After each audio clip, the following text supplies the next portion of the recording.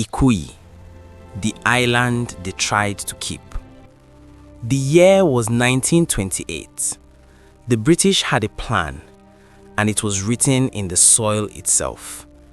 They took a lush, swampy island on the edge of Lagos Lagoon, drained its marshes, carved its roads wide and cool under mango trees, and built sprawling bungalows with wide verandas and pitched roofs perfectly shaped to catch the tropical breeze.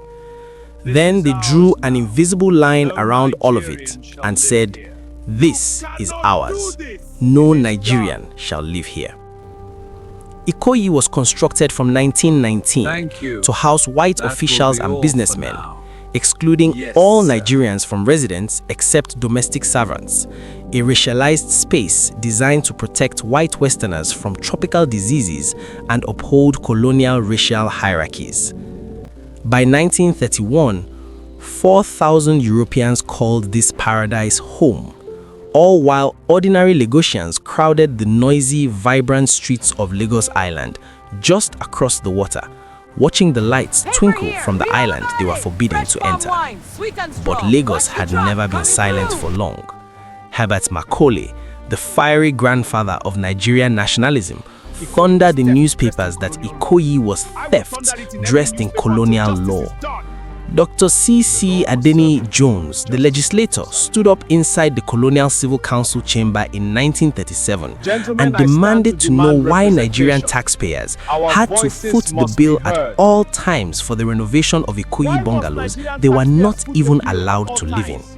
His words cut like a machete. Fumilayo Ransome Kuti and the women's movement made the hypocrisy impossible to ignore. A country taxed yet excluded. Educated Nigerians pushed harder. They didn't just want Ikoyi, they wanted dignity. Then, slowly, the walls began to crack. Nigerian professionals earned promotions into senior civil service positions, making them eligible for accommodation. Post-war reforms increased African participation in administrative duties, and by the time Nigeria approached independence, Ikoyi had begun to reflect a more diverse and evolving society. On October 1, 1960, Nigeria's flag rose. The British packed their bungalows and left, and for the first time, Nigerian elites, generals, diplomats, presidents and pioneers walked through Ikoyi's wide gates not as servants, but as owners.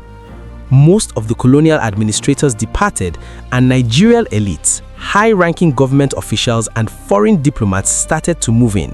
Colonial buildings were repurposed as embassies and government offices. Ikoyi was still the most elite and wealthy enclave in Lagos. The island they tried to keep became the island that kept Nigeria's greatest stories. Today, Ikoyi stands not as a monument to colonial power, but as proof that no fence built on injustice survives the tide of a people determined to be free.